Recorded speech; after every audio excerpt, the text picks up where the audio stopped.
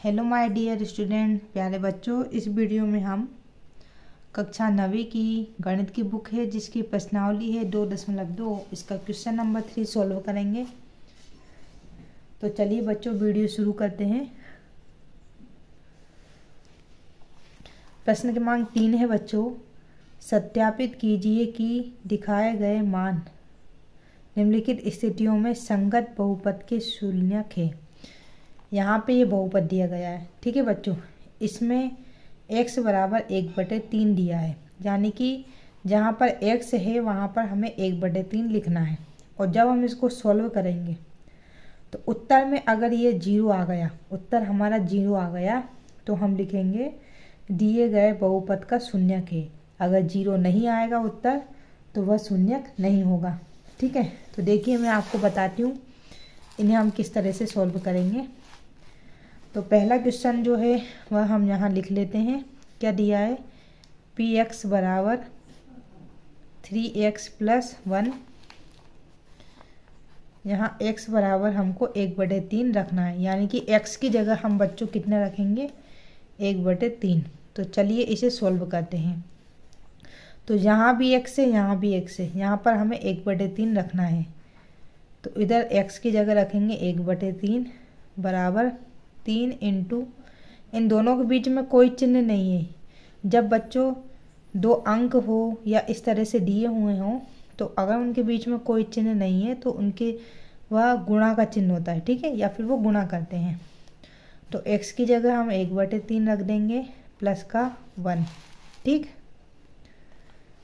इधर मैं लाइन खींच देती हूँ, इससे पता चल जाए यहाँ तक यहाँ तक ये सवाल है, ठीक है। तो अब देखिए इसे हम सॉल्व करते हैं। शायद इधर माइनस भी है बच्चों, ठीक है। तो माइनस, ठीक। तो देखिए इधर भी 3 है, इधर भी 3 है, आपस में कट जाएंगे। जब देखो ऊपर और नीचे 3 होते हैं तो कट जाते हैं, मतलब ऊपर और नीचे सेम संख्या है तो आपस में कट सकती है, ठीक है। अब -1 है और ये प्लस का 1 है, -1 और प्लस का 1, ठीक है। इधर लिखते चलो। तो -1 में से प्लस का 1 गया तो 0 बचेगा। आंसर हमारा क्या आ गया? 0। तो इसे हम लिख सकते हैं बच्चों इस तरह से, इसलिए -1/3 दिए गए बहुपद का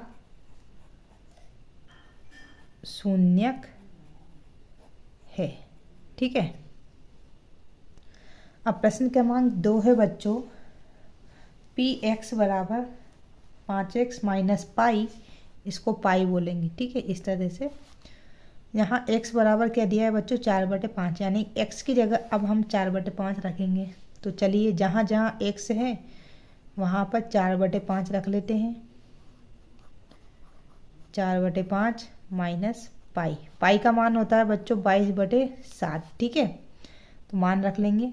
5 ये ऊपर नीचे दिया है तो ये आपस में कट जाएंगे, ठीक।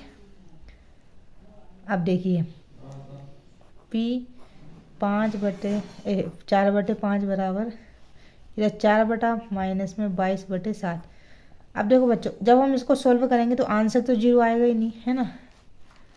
तो नहीं आएगा तो हम इधर लिख दो p 4/5 बराबर नहीं 0 के, यानी कि 0 नहीं आएगा। जब इसको सॉल्व करेंगे ना हम, तो इतना सॉल्व करने की ज़रूरत नहीं है, बस हमें बताना है 0 आएगा कि नहीं आएगा। तो यहाँ पे इसका मान 0 नहीं आएगा, तो इधर लिख दो। इसलिए यह 4/5 दिए गए बहुपद का शून्यक नहीं है, ठीक है। इतना आप लिख दीजिए।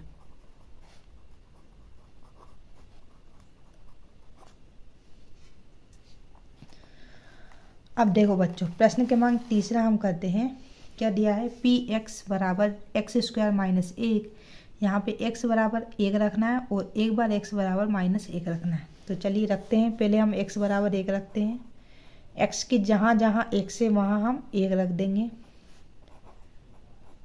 एक का स्क्वायर एक ही होता है, -1, ये प्लस का है ये माइनस के, यानी कि 0 आंसर आएगा। एक में से एक गया तो 0, तो बस वही लाइन हम लिख देंगे। तो यहाँ देखिए बच्चों, p बहुपद x की जगह हमने 1 रखा है तो 0 आंसर आ गया। तो हम यहाँ पे लिख सकते हैं, इसलिए यह एक दिए गए बहुपद का शून्यक है। ठीक है, अब इसमें ही बच्चों हम px बराबर कितना रखते हैं, -1 रखेंगे। ठीक है, तो -1 -1 का स्क्वायर -1। ठीक है, 1 का स्क्वायर, देखो अब एक चीज़ और समझना बच्चों, माना कि 1 का स्क्वायर तो 1 ही होगा। अब माइनस का स्क्वायर यानी कि 2 माइनस है। अब हम पता है माइनस और माइनस का गुणा करते हैं तो हमेशा प्लस बनेगा। ठीक है, तो माने कि माइनस माइनस प्लस हो गए तो ये प्लस हो गया, और ये -1, प्लस का 1 में से माइनस का 1 गया तो 0 बचा। ठीक है, तो इसका मान भी 0 आ गया, तो यही वाली लाइन हम इधर लिख देंगे। तो जब भी आंसर आए बच्चों 0 तो आपको ये वाली लाइन लिखनी, लेकिन यहाँ पे हमें ये भी रखना है कि यहाँ x बराबर हमने क्या लिया था। तो यहाँ हम लिख सकते हैं, इसलिए यह -1 दिए गए बहुपद का शून्यक है। अब चौथा सवाल देखते हैं बच्चों। देखो px बराबर दिया है x+1 और x -2।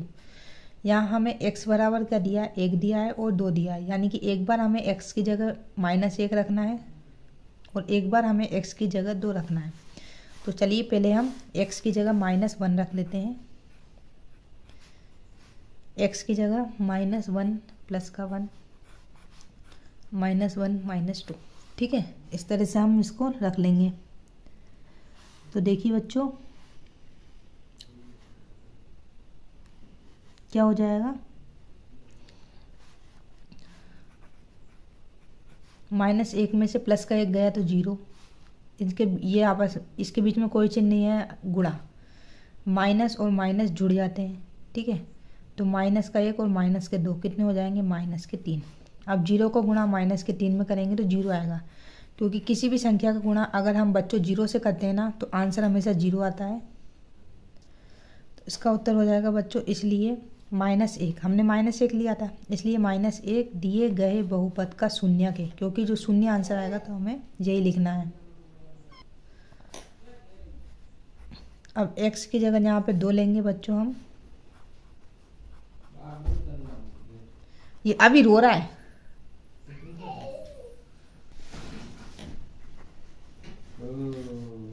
तो 2 और 1 कितना हो जाएगा बच्चों, 3, और ये 2 में से 2 गए तो 0 बचेंगे। ठीक है, तो 3 में 0 का गुणा करेंगे तो 0, तो ये भी हम यही लाइन इधर लिख देंगे। इसलिए 2 दिए गए बहुपद का शून्यक है। तो बच्चों ये वीडियो यहीं समाप्त करती हूँ, इसका नेक्स्ट पार्ट में जल्दी अपलोड करूँगी।